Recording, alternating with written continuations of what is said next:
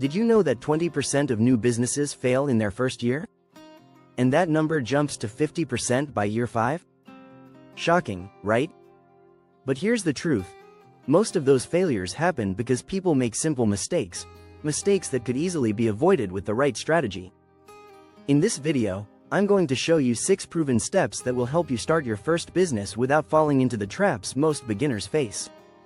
From unlocking the right mindset to finding the perfect niche, we'll cover it all. But here's the kicker. These are not your typical start a business tips. I'm about to reveal some unique strategies that successful entrepreneurs use but don't always share with the public. So, if you're serious about turning your business idea into a success, without making the common mistakes, stick around. Let's get started. Chapter 2. Unlocking the entrepreneur within. The mindset shift. The journey to becoming an entrepreneur begins long before you launch your business. It starts with your mindset. Entrepreneurs are not just people who own businesses, they think differently. According to the book Mindset by Carol Dweck, people with a growth mindset see challenges as opportunities. They understand that failure isn't the end, it's just feedback. To unlock your entrepreneurial mindset, start by reframing your fears. Yes, taking the leap can be scary, but successful entrepreneurs embrace fear. As Mark Zuckerberg once said, the biggest risk is not taking any risk. Don't let the fear of failure stop you. It's through failure that you'll learn the most. Start focusing on how to solve problems, rather than what can go wrong. A positive mindset attracts opportunities and pushes you to take action. This is a critical shift that many people miss. Success doesn't come from knowing everything, it comes from being willing to learn and adapt. Research shows that 90% of startups fail, but those who persevere, who stay committed and focused, are the ones who eventually find success. Keep this in mind as you prepare to take your first steps. Chapter 3. Niche hacking. Finding your golden opportunity. The key to business success isn't just finding an idea, it's finding the right niche. Your niche is the sweet spot where your skills meet market demand. According to The Lean Startup by Eric Ries, successful businesses don't start by trying to be everything to everyone. They start small, with a focused audience, and expand as they learn. A great way to find your niche is to think about underserved markets. Look for areas where competition is low but demand is high. Have you noticed a gap in a popular industry or a problem that's not being solved? That's a potential niche. Take the example of Airbnb. It wasn't just about renting out properties, it was about offering a more personalized experience to travelers who wanted something beyond hotels. Today, Airbnb is worth billions. This kind of niche hacking is how many businesses scale quickly without competing with giants like Amazon or Apple. Data backs this up. Small businesses in niche markets grow 10% faster than those in saturated markets. Why?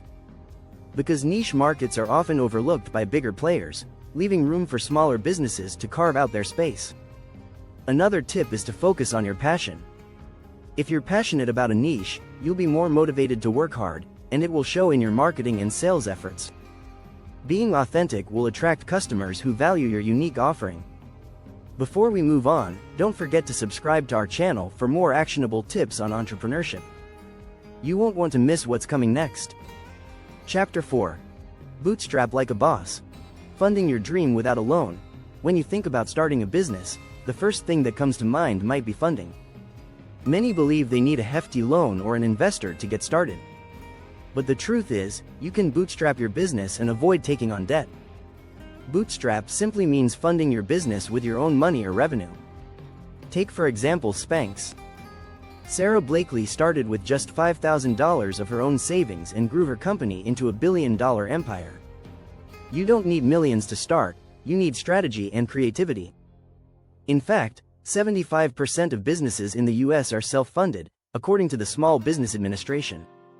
One of the most common strategies for bootstrapping is pre-selling your product. This means you start taking orders before your product is even ready. This way, you raise money to cover production costs and prove there's a demand. Think of it as creating buzz before the product is even launched. Crowdfunding is another excellent tool. Platforms like Kickstarter and Indiegogo allow entrepreneurs to raise funds directly from potential customers. According to Forbes, crowdfunding in 2022 raised over $10 billion. It's a great way to test the market and get early feedback from your audience. Additionally, reinvesting your profits back into the business helps you grow gradually and sustainably. Instead of spending everything you make, put it back into the business to expand, refine, and market your product. This slow but steady growth is how small businesses eventually scale without needing outside capital. Start small, get creative with how you fund your business, and avoid the debt trap. Bootstrapping forces you to be resourceful and strategic. It's about building something from the ground up, just like many successful entrepreneurs before you. Chapter 5. The Hustle Blueprint. Building a brand before you build a business.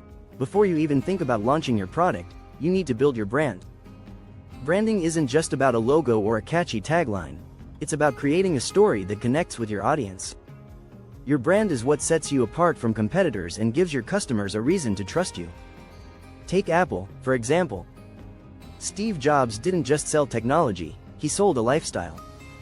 Their branding revolutionized the way people viewed technology. In fact, research by Nielsen shows that 59% of consumers prefer to buy new products from brands they're familiar with. Building trust through branding is key to gaining loyal customers. To start building your brand, begin by defining your values. What do you stand for?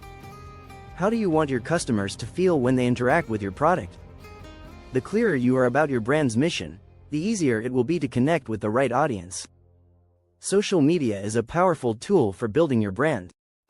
It gives you a platform to share your story and connect with potential customers. According to Sprout Social, 54% of consumers say that they use social media to research products before making a purchase. By building a brand presence online, you're putting yourself in front of a larger audience before you even launch. Also, create content that aligns with your brand's story. Blog posts, videos, and social media posts help establish your authority and build a loyal community. By sharing valuable content, you show your customers that you're an expert in your field and build credibility before you ask them to buy. Finally, keep in mind that building a brand isn't a one-time thing. It's an ongoing process. Keep evolving, stay authentic, and never stop delivering value to your audience. The stronger your brand, the stronger your business. Chapter 6. Growth hacks that don't suck. Scaling smarter, not harder. Scaling a business can seem like a daunting task, but it doesn't have to be. The key to scaling is not doing more work, it's about working smarter. And that's where growth hacking comes in. Growth hacking refers to using creative, low-cost strategies to grow your business quickly. A great place to start is automation. As your business grows, you can't afford to do everything manually. Use tools like Zapier or Hootsuite to automate repetitive tasks, from scheduling social media posts to managing customer emails. According to HubSpot, 63% of businesses that use marketing automation see a positive ROI within 6 months. Another smart strategy is forming strategic partnerships. Teaming up with other businesses or influencers in your industry can give you access to a new audience. For instance, when brands partner for giveaways or cross-promotions, they can reach a much larger audience without spending money on advertising. Speaking of advertising, if you choose to run ads, focus on targeted campaigns. Platforms like Facebook and Google Ads offer sophisticated targeting tools that let you show your ads to only the people who are most likely to buy from you. According to WordStream, businesses that use highly targeted ads see 2-5x better ROI. You don't have to spend a lot of money to grow quickly. One growth hack that doesn't cost much is leveraging user-generated content. Encourage your customers to share photos, reviews, and testimonials. This organic content not only builds trust but also acts as free advertising for your brand. Finally, keep an eye on the data. Use analytics tools to measure the effectiveness of your marketing strategies. By understanding what works and what doesn't, you can make data-driven decisions to scale more effectively. According to McKinsey, data-driven companies are 23 times more likely to acquire customers, 6 times more likely to retain customers, and 19 times more likely to be profitable. Scaling doesn't mean adding more work, it's about optimizing the processes you already have. By using creative growth hacks, you'll be able to grow your business smarter, not harder. In these 6 chapters, we've covered essential strategies to launch your first business. From building the right mindset to mastering scaling tactics, these steps will help you navigate the startup world without falling into the common pitfalls. Don't forget to subscribe for more tips and updates on turning your business idea into a profitable reality. The journey to success starts with these steps. Now it's your turn to take action.